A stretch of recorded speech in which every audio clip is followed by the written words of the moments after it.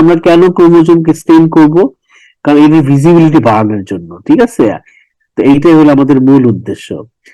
তো স্টেইনিং, এবং এই যেটা বলে স্টেইনিং অফ ক্রোমোজোম, নিচে একটা ফিগার দেখো, এই ফিগার গুলি কিন্তু বিভিন্ন সেলের, দেখছো?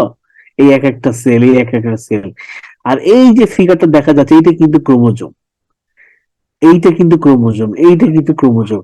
আমরা এই স্টেজ গুলি দেখতে চাই, এই ক্রোমোজোমের রঞ্জন, মানে ক্রোমোজোমকে স্টেইনিং করলে কিন্তু এরকম দেখা যায়। তো দেখছো যে আমরা যখন স্টেইনিং করি সেলগুলো এরকম লাল দেখায়, যেহেতু আমাদের স্টেইনিং এর কালার লাল। এবং ক্রোমোজোম স্টেইন হলে এরকম ক্রোমোজোম তৈরি সুতার মতো, তোমরা সবাই জানো। তো এগুলো কিন্তু দেখা যাচ্ছে না, এই যে সেল, সেল দেখা যাচ্ছে কিন্তু ক্রোমোজোম আমাদের উদ্দেশ্য দেখা। তো আমরা এই কালার গুলি দিয়ে ক্রোমোজোমকে রঞ্জন করি। তো আমাদের উদ্দেশ্য কিন্তু এগুলো দেখা। এই জন্য বলা হয়েছে ক্রোমোজোম আর generally stain with a basic dye, dye দ্বারা স্টেইন করা হয় to increase the visibility and structural differentiation. তার যে বিভিন্ন স্ট্রাকচার আছে তাকে ভিজিবিলিটি বাড়ানোর জন্য আমরা কিছু বেসিক ডাই ইউজ করি। এবং এই ডাইয়ের সাথে মাঝে মাঝে কিছু আমরা এখানে আমরা কিছু কিছু মোলসও দেই, সেটাকে মডেন্ট হিসাবে বলে।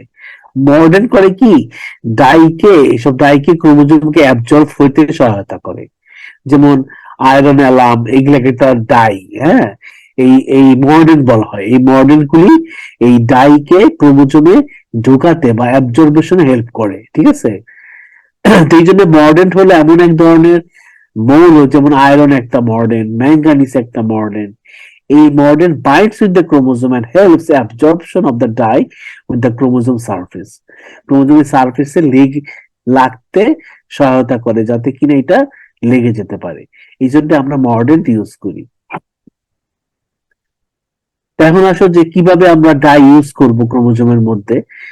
যে আমরা নরমালি বিভিন্ন ধরনের ডাই পাওয়া যায়, যেমন কার্মিন, অরসিন, ফ্লুওরোসেন্ট ডাই, ঠিক আছে? অনেক ডাই আছে বিভিন্ন, যেমন আমরা বাটিককে কাপড়ে রং করি, সেটাও কিন্তু এক ধরনের ডাই। কিন্তু আমাদের মূলত ক্রোমোজোমকে স্টেন করতে গেলে আমরা এই কার্মিন আর অরসিন আমরা ইউজ করি সবচেয়ে বেশি। সেজন্য আজকে আমরা কার্মিন এবং অরসিন নিয়ে কথা বলবো। আর বেসিক্যালি আমাদের ল্যাবে আমরা কার্মিন স্টেন ইউজ করি, হ্যাঁ, এই কার্মিন স্টেন ইউজ করি for chromosome straining in all labs. কেন কার্মিন ইউজ করি স্যার? তো কার্মিন ইউজ করা এই জন্য, কার্মিন হলো এমন একটা পাউডার যেটা কিনা তার ডিএনএ এর স্পেসিফিক স্টেইন, এটা ডিএনএ কে সে রঞ্জন করতে পারে, মানে কালার করতে পারে। তো এই জন্য বলা হয় carmine is a DNA specific stain used for visualizing of super coiling chromosome during the different stage of mitosis. তোমরা জানো ক্রোমোসোম গুলো কিন্তু অনেক লম্বা, কিন্তু সেলের মধ্যে সে সুপার কয়েল আকারে, মানে কুঞ্চিত হয়ে, মানে জ্বর হয়ে কয়েলিং করলে কমে যায় না দৈর্ঘ্য, সেভাবে সে থাকে। তো কার্বিন এর সাথে আমাদের ডিএনএ এর একটা আছে, অ্যাফিনিটি আছে। এই অ্যাফিনিটির কারণে কার্বিন এই ডিএনএ কে রঞ্জন করতে পারে, সেজন্য আমরা কার্বিন ইউজ করি। Acetocarmine specifically stain chromosome keeps the cytoplasm colourless.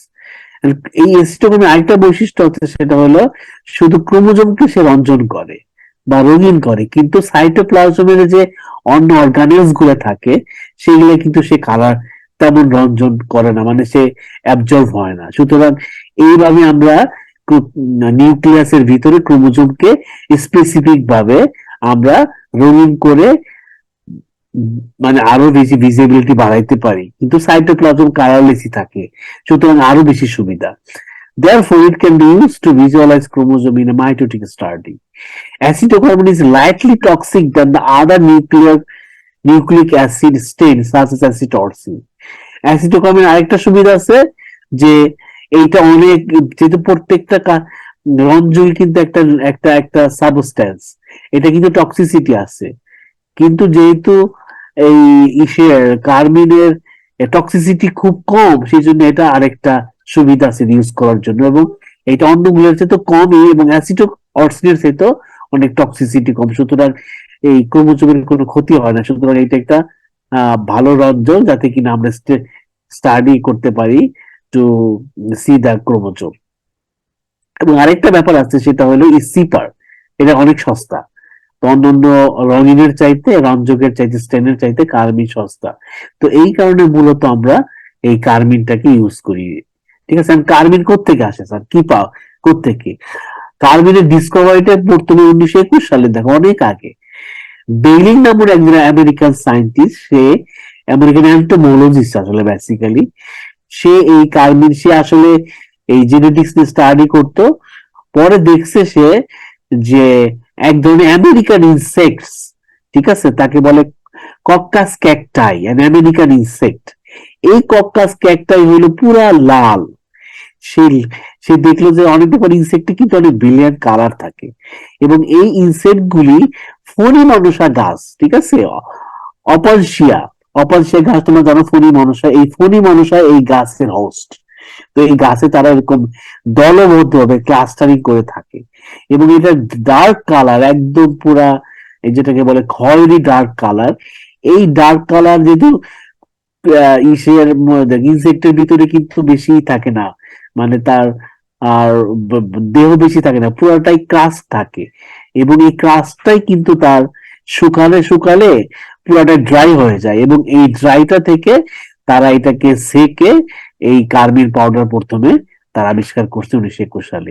কিন্তু বর্তমানে যে কার্মিন পাউডার হয় সেটা কিন্তু আর্টিফিশিয়াল, সেটার ইনসেক্ট থেকে নেওয়া হয় না। কিন্তু অনেক আগে ইনসেক্ট থেকে তারা আসলে কার্মিন পাউডার এই তারা মানে গুঁড়া করে এটাকে ইউজ করতো, ঠিক আছে। তো বর্তমানে কার্মিন পাউডার আমরা আর্টিফিশিয়াল তৈরি করি, ঠিক আছে, কিন্তু আগে কিন্তু এই ইনসেক্ট থেকে নেওয়া হতো। এটা হলো কার্বিনের ডিসকভারি। তাহলে দেখো কার্বিন কিন্তু এরকম গুঁড়া একটা পাউডার, একদম একদম খয়েরি কালার, ডার্ক খয়েরি কালার, এবং এটাকে তুমি যদি এই লিকুইড করো তাহলে এরকম বোতলে কিন্তু অ্যাসিটোকার্মিনেস্টেন আমরা লিকুইড আকারেও কিনতে পাওয়া যায়।